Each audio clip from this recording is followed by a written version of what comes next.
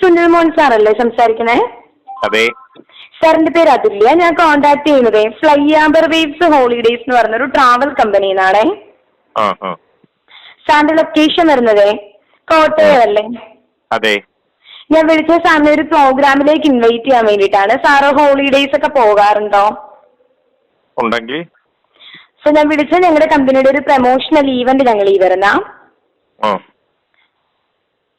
വെള്ളിയാഴ്ച കോട്ടയത്തുള്ള ഐശ്വര്യ റെസിഡൻസി അറിയുമോ സാറിന്? ഐശ്വര്യ റെസിഡൻസി തിരുനക്കര ആസാദ് ലൈനിലാണ്.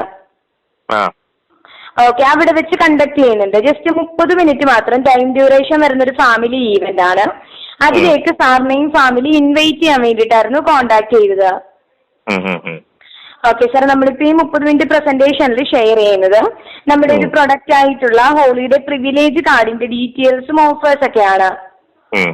സാർ ഇത് കേട്ട് നോക്കിയിട്ട് ഇൻട്രസ്റ്റഡ് ആണ്, സാറിന് ബെനിഫിറ്റ് ആണെന്ന് തോന്നുവാണെങ്കിൽ നമ്മുടെ പ്രിവിലേജ് കാർഡിൽ ജോയിൻ ചെയ്യാൻ കമ്പൽസറി അല്ല. എൻഡ് ഓഫ് ദ പ്രസന്റേഷനിൽ നമ്മൾ വരുന്ന ഫാമിലീസിന്റെ വാല്യുബിൾ ടൈം റെസ്പെക്ട് ചെയ്തുകൊണ്ട് തന്നെ വാഗമണ്ണുള്ളൊരു 4-സ്റ്റാർ പ്രോപ്പർട്ടിയിൽ 2 ഡേയ്സും 1 നൈറ്റും ഒരു ഫ്രീ ഹോളിഡേ ആണ് കോംപ്ലിമെന്ററി ഗിഫ്റ്റ് ആയിട്ട് നൽകുന്നത്. അതുള്ളത് അടിപൊളിയാണല്ലോ. എന്തായിരുന്നു? അത് നല്ല സംഭവമാണല്ലോ. അത് ഫ്രീ ആയിട്ട് കിട്ടും. അക്കോമഡേഷൻ ഫുള്ള് ഫ്രീ ആയിരിക്കും സാർ. അതെ, Belle Bonami resort. Belle Bonami resort. അതെ അതെ, റിസോർട്ട് നെയിമാണ്. 4-സ്റ്റാർ ഹോട്ടലാണ് വാഗമൺ. അതെ അതെ അതെ അതെ. എത്ര റൂമുള്ള ഹോട്ടലാണ്? സാർ അതിന്റെ ഡീറ്റെയിൽസ് ഞാൻ സാറിന് വാട്സപ്പ് ചെയ്തിരുന്നാൽ മതിയോ? അല്ല, നിങ്ങൾ അറിയത്തില്ലേ പറയാൻ. നിങ്ങൾ ആ ഒരു ഹോട്ടലല്ലേ ഉള്ളൂ വാഗമണ്ണി? അല്ല സാർ, വാഗമണ്ണി ഇഷ്ടംപോലെ ഹോട്ടലുകൾ ഉണ്ടല്ലോ. നിങ്ങൾ പറഞ്ഞ four star hotel Belle Bonami resort sir. Belle Bonami resort. അവിടെ അക്കോമഡേഷൻ ഫ്രീ. അതെ, അക്കോമഡേഷൻ ഫുള്ള് ഫ്രീ ആയിരിക്കും. 2 ഡേയ്സും 1 നൈറ്റ്. 2 days 1 night. അത് കിട്ടണം എന്നുണ്ടെങ്കിൽ ആദ്യമേ ഞാൻ ഇതിനകത്തൊന്ന് പങ്കെടുക്കണം. അതെ. അതിനുശേഷം ഞാൻ സൈറ്റ് കയറി ബുക്ക് ചെയ്യണം. വേണ്ട സാർ, നമ്മൾ ത്രൂ ആയിരിക്കും ബുക്കിംഗ് കാര്യങ്ങളൊക്കെ. നിങ്ങൾ ബുക്ക് ചെയ്യുമ്പോൾ അന്നേരം ഡേറ്റ് ഉണ്ടായിരിക്കണം. വേറെ കസ്റ്റമറും ഉണ്ടാവുമല്ലോ. സാറ് വിളിച്ച് നമ്മളോട് ഒരു 2-3 ഡേയ്സ് മുമ്പ് ഇൻഫോം ചെയ്യണം ഏത് ഡേറ്റിലാണ്. മാഡത്തിന്റെ പേരെന്താ പറഞ്ഞേ? അതുല്യ. അതുല്യ അതുല്യ എന്നോട് കേൾക്കുക. അത് അവിടെ ബുക്ക് ചെയ്യണമെങ്കിൽ അത് നിലവിൽ എനിക്ക് വേണ്ടിയിട്ടുള്ള സമയം കിട്ടണം. ഞാൻ ഉദ്ദേശിക്കുന്ന ഡേറ്റിലൊന്നും പോകാൻ പറ്റില്ല. സാറ് ഡേറ്റ് ഫിക്സ് ചെയ്തിട്ട് നമ്മളെ വിളിച്ച് ഇൻഫോം ചെയ്ത് അല്ല, അതെ അതൊന്ന്. രണ്ടാമത് ആ റൂമിന്റെ മാത്രം റെന്റേ ഉള്ളൂ, അതിന് ടാക്സ് കൊടുക്കണം. വേണം സാർ. പിന്നെ ഫുഡിന്റെ പൈസ, ഫുഡ് അവിടെ അലോഡ്, പുറത്തുനിന്നുള്ള ഫുഡ് അലോഡ് അല്ല, അവിടെ നിന്ന് കഴിക്കണം. പിന്നെ അവിടെ കുറെ പിള്ളേർക്ക് കളിക്കാനും ആക്ടിവിറ്റീസ് ഉണ്ട്, അതിനൊക്കെ ചാർജബിൾ ആണ്, അത് കൊടുക്കണം. പിന്നെ താങ്കൾ പറഞ്ഞ കോട്ടയത്തെ സ്ഥാപനത്തിൽ ഞാൻ വന്ന് അവിടെ സ്പെൻഡ് ചെയ്യുന്ന സമയത്തിന്റെ അകത്ത് എന്നെ കൊണ്ട് 1.5 ലക്ഷത്തിന്റെയും 2.5 ലക്ഷത്തിന്റെയും 3 ലക്ഷത്തിന്റെയും ടൂറിസ്റ്റ് പ്ലാനുകൾ എടുപ്പിക്കാൻ ശ്രമിക്കും. അത് ഞാൻ കേട്ടോണ്ടിരിക്കണം. കേട്ടോണ്ടിരിക്കാന്ന് പറഞ്ഞാൽ നിങ്ങൾക്ക് ഇഷ്ടമുള്ള രീതിയിൽ പറയുന്നതല്ല ഞാൻ കേട്ട് എന്നെ കൊണ്ട് ഏതെങ്കിലും രീതി ഒരു പ്ലാനിലോട്ട് കൺവേർട്ട് ചെയ്യാൻ ശ്രമിക്കും. ശ്രമിച്ചിട്ട് എനിക്കത് ഇഷ്ടപ്പെടുകയാണെന്നുണ്ടെങ്കിൽ എനിക്ക് അവിടെ ഒരു കാപ്പിയോ ചായയോ എന്തെങ്കിലും സ്നാക്സോ തരും. ഇങ്ങനെയൊക്കെ ജീവിക്കാതെ എന്റെ കൊച്ചുങ്ങളെ വേറെ എന്തെങ്കിലും തൊഴിലിന് പോകാൻ പറ്റും. എത്ര കാലമായിട്ട് ഈ പരിപാടി തുടങ്ങിയേക്കുന്നത്, എത്ര വർഷങ്ങളായിട്ട്. ഈ കസ്റ്റമറെ പറ്റിച്ച് നിങ്ങൾ ഇവിടുന്ന് പോകുന്നു, ഇതിനുശേഷം നിങ്ങളുടെ പ്ലാനില്ല, നിങ്ങളുടെ ടൂർ പാക്കേജും നല്ലതല്ല. നിങ്ങളുടെയും നല്ല ഒരു ക്ലബ് മഹീന്ദ്രയുടെ പ്രോഗ്രാം ഇങ്ങനെ നടക്കാറുണ്ട്. അവിടെയൊക്കെ പോയി താമസിക്കുന്ന ആൾക്കാരല്ല ഈ പ്ലാൻ എടുക്കുന്നവരൊക്കെ വഞ്ചിതരായിട്ടുള്ളൂ. ഒരു നല്ല പ്ലാനുമല്ല. എന്നെ മോശത്തിനോ കസ്റ്റമറെ നന്മയ്ക്ക് വേണ്ടിയല്ല ഇയാളെന്നെ ഇപ്പം വിളിച്ചേക്കുന്നത്, അല്ലേ? ഇയാൾ എന്നെ വിളിച്ചേക്കുന്നൊക്കെ ഈ നിങ്ങളുടെ കമ്പനിയെ വലുതാക്കാനാ. എന്നെ സംബന്ധിച്ച് ഇതുകൊണ്ട് യാതൊരു ഗുണമില്ലെന്ന് ഞാൻ ബോധ്യപ്പെട്ടിട്ടുള്ളതാണ്. ഞാൻ വന്ന് പങ്കെടുത്തിട്ടുള്ളതാണ്. നിങ്ങളൊരു പ്ലാൻ പറയുന്നു, ആ പ്ലാനിന്റെ അകത്തോട്ട് നിങ്ങൾ അവിടെ കൺവിൻസ് ചെയ്യിക്കുന്നു ഞങ്ങളെ. കസ്റ്റമർ വന്നിരിക്കും ഫാമിലി ആയിട്ട്. പ്രത്യേകിച്ച് നിങ്ങൾ ഈ പറഞ്ഞ ഒരു കാര്യമുണ്ട്, ഫാമിലി ആയിട്ട് വരണം. ഫാമിലി ആയിട്ട് വന്നാലേ ആ പ്ലാനിനകത്ത് നിങ്ങൾക്ക് ഇൻവോൾവ് ആകാൻ പറ്റും. കുട്ടികളുണ്ട്, അവരെയുടെ കൊണ്ടുവരിക. നിങ്ങൾക്ക് ഫുഡുണ്ടോ? ഉണ്ട്. എന്താ അപ്പൊ വൈകുന്നേരം സമയം വെക്കുന്നു. എനിക്കൊരു സമയം സ്ലോട്ട് തരുന്നു, അരമണിക്കൂർ. ആ അരമണിക്കൂറിനകത്ത് 3/4 മണിക്കൂർ വരെ പോകാം. അതിനുശേഷം എന്തെങ്കിലും ഫ്രൈഡ് റൈസോ എന്തെങ്കിലും ചിക്കനോ എന്തെങ്കിലും സാധനം തരുന്നു. ഇത്രയും സമയം മുഴുവൻ എന്നെ വീഴ്ത്തുക എന്നുള്ളത്. എന്നെ പോലെ ഒരു കസ്റ്റമറെ കിട്ടിയാൽ 100 പേര് നിങ്ങളുടെ സാലറി ആയി. പറ്റിക്കുന്ന ആൾക്ക് അടുത്ത സ്ഥലം നോക്കുക. ഇന്ന് കോട്ടയത്താണ്, നാളെ എറണാകുളം, പിന്നെ തിരുവനന്തപുരം, പിന്നെ കോഴിക്കോട്, കാസർഗോഡ്, അങ്ങനെ കറങ്ങിക്കൊണ്ട് നിങ്ങളിരിക്കും. നിങ്ങളുടെ ജോലി തന്നെയാണ്. നിങ്ങൾ അവിടെ ചെല്ലുന്നു, എവിടുന്നേലും കുറെ നമ്പർ തപ്പിയെടുക്കുന്നു. എന്റെ നമ്പർ നിങ്ങൾക്ക് എങ്ങനെ കിട്ടി? റെഫറൻസ് കിട്ടിയ നമ്പറാ സാർ. അപ്പൊ റെഫറൻസ് എന്ന് പറഞ്ഞാൽ ആരെങ്കിലും തരണ്ടേ നിങ്ങൾക്ക് റെഫറൻസ് ചെയ്യണമെങ്കിൽ? അതെ. ഞാൻ നിങ്ങളോട് ആവശ്യപ്പെട്ടോ എനിക്ക് ഇങ്ങനെ ഒരു സാധനം വേണമെന്ന്? ഇല്ല. ഇല്ല. അപ്പൊ ഇത് ഇങ്ങനെ ഒരു ആവശ്യമില്ലാത്ത കോളുകൾ മനുഷ്യനെ വളരെ ബുദ്ധിമുട്ടിപ്പിക്കാതെ, അത് എന്ന് പറഞ്ഞാൽ വളരെ വളരെ നിങ്ങൾ എന്തെങ്കിലും നല്ലൊരു ഓപ്പർച്യൂണിറ്റി ഉള്ള കാര്യം ചെയ്തെങ്കിൽ ശരി. ഇതൊരു കസ്റ്റമറെ ടൂർ പോകുന്ന പാക്കേജ്, ഈ കസ്റ്റമർക്ക് ടൂർ പോകാൻ അറിയാൻ മേലേ? അല്ല എന്തേരം ട്രാവൽ ഏജൻസികളുണ്ട്, അല്ല എന്തേരം പ്ലാനുകളുണ്ട്. നിങ്ങൾ എന്ത് ബെനിഫിറ്റ് തരുമെന്നാണ് പറയുന്നത്? 1.5 ലക്ഷം രൂപ, 2.5 ലക്ഷം രൂപ, 3.5 ലക്ഷം രൂപ, അല്ല 5 ലക്ഷം രൂപയുടെ പാക്കേജ് എടുത്തിട്ട് നിങ്ങളുടെ പാക്കേജ് തപ്പിക്കൊണ്ടിരിക്കണം. പിന്നെ നിങ്ങളുടെ അലോട്ടുള്ള രാജ്യങ്ങൾ ശരിക്കും പറഞ്ഞാൽ വിദേശത്തേക്കാണോ ഇന്ത്യക്കകത്താണോ പോകേണ്ടതെന്നൊക്കെ ഞാൻ കേൾക്കണ്ടേ? ഇത് ശരിക്കും ഒരു തട്ടിപ്പാന്ന് ഇയാൾക്ക് മനസ്സിലായിട്ടില്ല. ഇയാൾക്ക് എന്നാ പ്രായം വരുന്നതാണ്? എന്താ സാർ? ഇയാൾക്ക് എത്ര വയസ്സുള്ള ആളാണ്? എനിക്ക് 26. അത്യാവശ്യം വിദ്യാഭ്യാസമൊക്കെ ഉള്ള ആളല്ലേ. ഇത് തട്ടിപ്പാന്ന് താങ്കൾക്കെങ്കിലും മനസ്സിലാകണ്ടേ? ഇത് പലരോട് പറയുമ്പോൾ പലര് കേൾക്കുമ്പം അവരുടെ നിന്ന് നിങ്ങൾ ഈ ജോലി, ഞാൻ നിങ്ങളെ കുറ്റപ്പെടുത്തുന്നത്, നിങ്ങൾ ഒരു നേരത്തെ ആഹാരത്തിന്, ഒരു മാസ ശമ്പളത്തിന് വേണ്ടിയോ നിങ്ങളുടെ ജീവിത ബുദ്ധിമുട്ട് കൊണ്ടായിരിക്കും നിങ്ങൾ ജോലി ചെയ്യുന്നത്.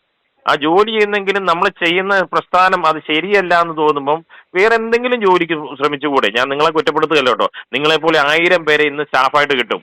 എന്നോണം ഈ തട്ടിപ്പ് വലിയ നിങ്ങളല്ല, നിങ്ങളുടെ മുകളിൽ ഇരിക്കുന്നവൻ കാണിക്കുന്ന ബുദ്ധിക്കകത്ത് നിങ്ങൾ ഒരു ഇന്റർവ്യൂ എടുക്കുന്നു, നിങ്ങൾ സത്യസന്ധമായിട്ട് അവിടെ വന്നിരിക്കുന്നു, നിങ്ങളോട് കുറെ കാര്യങ്ങൾ പറയുന്നു, ഞങ്ങളെപ്പോലെ കസ്റ്റമറെ അവിടെ വിളിച്ചു വരുത്തുന്നു. അത് കഴിഞ്ഞിട്ട് ഈ പറഞ്ഞ ഓഫറും പ്ലാനും അവിടെയും വളരെ വിശദമായിട്ട് 1-2 പേരെ വരയ്ക്കുന്നു, ബുക്ക് എടുക്കുന്നു, പേന എടുക്കുന്നു, എഴുതുന്നു. നിങ്ങൾ എന്നെ പിന്നെ വിളിച്ചോണ്ട് സാർ വരാൻ സമയമായോ, സാർ ഇപ്പം വരുമോ, സാറിന് വേണ്ടി സമയം ഞങ്ങൾ വെയിറ്റ് ചെയ്യുകയാണ്. ഇതെല്ലാം പറഞ്ഞ് അവിടെ ഏതെങ്കിലും രീതി ഒരു കസ്റ്റമറെ അവിടെ നിങ്ങൾക്ക് എൻ്റെ ഏജ് എത്രയാണെന്ന് അറിയത്തില്ല, എനിക്ക് കുട്ടികളുണ്ടോയെന്ന് അറിയത്തില്ല, ഫാമിലി ഉണ്ടോയെന്ന് അറിയത്തില്ല, ഒന്നും അറിയത്തില്ല. നേരെ വിളിക്കുന്നു, സാറിന് പ്ലാൻ വന്നു, എനിക്കെന്തോ മലം വയ്ക്കുന്ന കാര്യം ചെയ്തെന്ന് പറയുന്നു. ഇതല്ലാതെ എനിക്കൊരു ഗുണമില്ലല്ലോ എൻ്റെ അകത്ത്. നിങ്ങൾക്കല്ലേ ഗുണമുള്ളൂ അല്ലേ? നിങ്ങൾ പറയുന്ന ഒരു ഹോട്ടലും 5 സ്റ്റാറോ 4 സ്റ്റാറോ ഒരു ഹോട്ടലും ഫ്രീ അല്ല. എവിടെ പോയാലും ടാക്സ് കൊടുക്കണം. എവിടെ പോയാലും ഫുഡ്, അതായത് മറ്റു സ്ഥലങ്ങളിലോട്ട് പോയാൽ നിങ്ങൾ മാത്രമുള്ളിടത്തായിരിക്കും വണ്ടി പിക്ക് ചെയ്യുന്ന പൈസ അവരെ കൊടുക്കേണ്ടി വരും. അങ്ങനെ ഒളിഞ്ഞിരിക്കുന്ന ഒരുപാട് കഥകളുള്ള ഒരു പ്രസ്ഥാനമാണ് നിങ്ങൾ ടൂർ ആൻഡ് ട്രാവലർ, നിങ്ങളുടെ ഈ ഏജന്റുമാർ പറയുന്ന കാര്യങ്ങൾ. ഇതൊക്കെ കളിപ്പീരാന്ന് പൊതുജനത്തിന് മനസ്സിലായി. ഇന്ന് സോഷ്യൽ മീഡിയ ശക്തമാണ്. നിങ്ങൾ ഇങ്ങനത്തെ മണ്ടത്തരം പറഞ്ഞുകൊണ്ടിരുന്നു കഴിഞ്ഞാൽ ഇത് കേൾക്കാണ്ടല്ല ഞങ്ങൾ ഈ കസ്റ്റമർ ഇരിക്കുന്നത്. ഇനിയെങ്കിലും ദൈവത്തെ ഓർത്ത് ഇങ്ങനെയുള്ള കാര്യങ്ങളിൽ നിന്നൊന്ന് ഒഴിവായി ചിന്തിച്ച് നിങ്ങൾക്ക് വേറെ എന്ത്, ഞാൻ നിങ്ങളെ കുറ്റപ്പെടുത്തുന്നല്ലോ കേട്ടോ, നിങ്ങൾ ജീവിക്കാൻ വേണ്ടി ചെയ്യുന്നതായിരുന്നു. വീണ്ടും ഞാൻ പറയുന്നു, അത് ശരിയാണോ എന്ന് നിങ്ങളതിനെ വിമർശനം ചെയ്യുക, വിശകലനം ചെയ്യുക. ഒരു കസ്റ്റമറെ വിളിച്ചിട്ട് അയാളുടെ ഇരിക്കുന്ന പൈസ ഒരു രീതി മറ്റൊരു രീതി പറ്റിച്ച് വാങ്ങിക്കുന്നു. അത് തന്നെ വാക്കേ പറയാനുള്ളൂ. പൂർണ്ണമായിട്ടും പറ്റിച്ച് വാങ്ങിക്കുന്ന ഒരു രീതി ശരിയാണെന്ന് താങ്കൾക്ക് തോന്നുന്നുണ്ടോ?